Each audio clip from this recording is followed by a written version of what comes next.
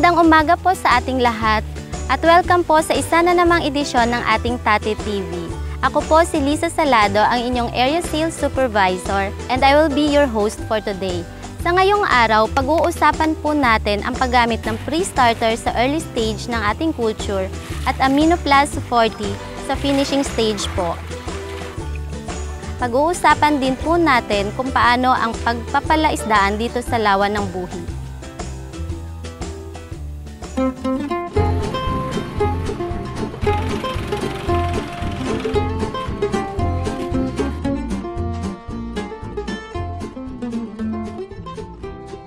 Ang buhi po ay kilala dahil ito po ay nagsusupply ng tilapia dito po sa halos Bicol region po.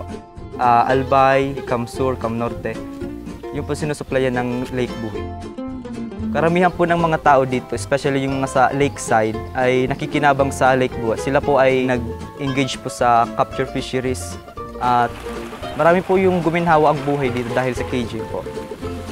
Sa kwento po ng mga taga rito, yung mga cage operators, naging kaugalian ng mga cage operators ng buhi na mag-stock ng fingerlings in 3 months or more than a year na walang pakain o minsan konti lang yung pakain.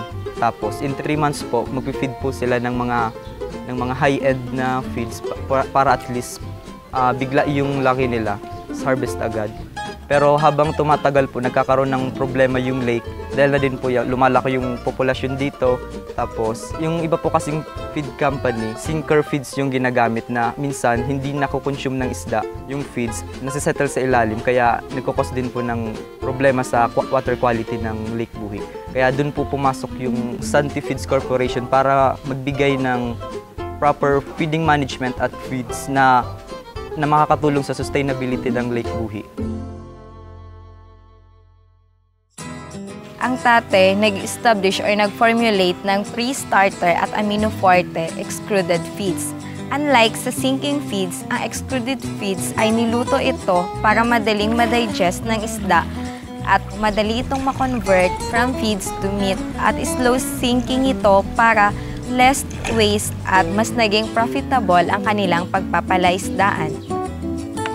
Ang pre-starter ay mahalagang gamitin natin sa early stage ng culture para maitaas natin ang survival ng ating fingerlings, maging pare-pareho ang laki ng isda, at dahil extruded po ito, less ang wastage, less ang mortality, kaya nakakatulong po ito sa pag-sustain ng ating lawa. Tulad na lang po ng pre-starter, kung dati ang practice ng mga fish cage operator dito ay hindi nila pinapakain ang tilapia fingerlings for almost 8 months. Pero ngayon pong na-formulate na or na-introduce na sa kanila ang pre-starter, mas na-shorten po yung days of culture nila and mataas yung survival rate at almost pare-pareho ang laki ng fingerlings ng tilapia. Ang masasabi ko po sa pre-starter po, dati kasi po, nagsimula ako sa crumble starter po noon. Ngayon, pre-starter na ngayon. 2 linggo lang po, makikita mo na yung inaabantihan niyang pagpapalaki ng fingerlings. Malakas ang atak niya. Maganda yung kinalalabasan ng isda. Ang diferensya po ng ng hindi pinapakan yung sa pinapalaki lang sa panahon, mas maganda yung pinapakain araw-araw. Hindi masasayang yung panahon mo. Pagkatapos po pakainin ng pre-starter extra sink yung isda, nire-recount po ito.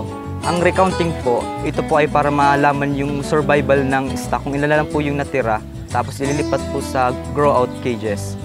Tapos ito po ay pinapakain ng Amino Plus 40 na high protein, para in 3 months time, pwede nang i-harvest yung stock nila. Ang Amino Plus 40 naman po ay mainam gamitin sa grow-out stage dahil napapabilis po nito ang laki ng ating mga isda.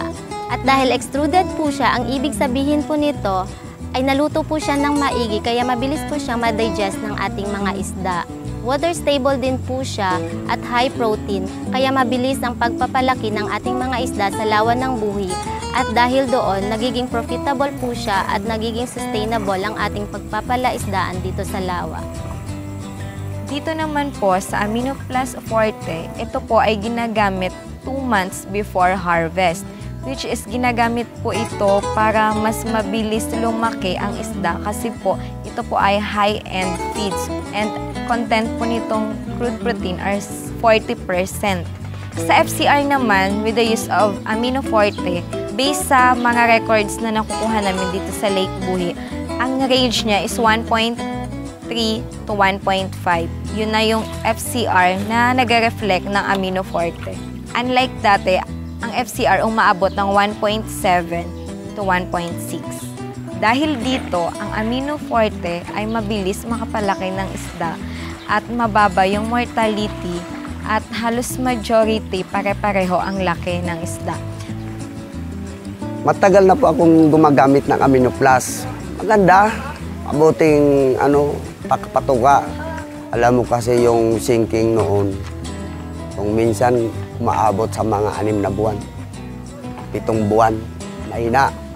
Itong Amino Plus 40 po, pag ako nakatransfer na sa mga malalaking mata, kung minsan, depende nga sa pagkain kung puro kalahating araw lang, umaga at hapon, 2 at kalahating buwan lang, mag-harvest ka na.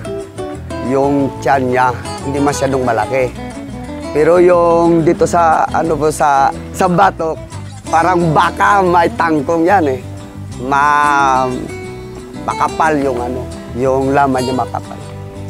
Nagsimula kasi ako sa 2 kgs lang. Ngayon, hindi ako sa nagmamalaki, mahigit ng 400 plus ng kids. Kung sino man sa inyong gustong kumray ng pakain ng feeds ng tate, yung Amino Forte po, i-recommenda ko po sa inyo. Magaling, hindi kayo magsisisi pag yung ginamit nyo. Maraming salamat po sa inyong pagsubaybay sa isa na namang episode ng ating Tate TV. Sana po ay marami kayong natutunan sa araw na ito. Lagi po nating tandaan na ang pagpapalaisdaan ay may kalakip na responsibilidad. Sa pamamagitan ng paggamit ng pre-starter at Amino Plus 40, nasisigurado po natin na nagiging profitable at sustainable ang pag-aalaga sa lawa ng buhi. Ako po si Lisa, ang inyong Area Sales Supervisor ng South Luzon na nagsasabing hanggang sa susunod na Tate TV. Kung kayo po ay interesado at may karagdagang mga impormasyon, maaari nyo pong tawagan ang mga numerong naka-flash sa inyong TV screens. Or maaari nyo kaming dalawin sa aming website www.tate.com.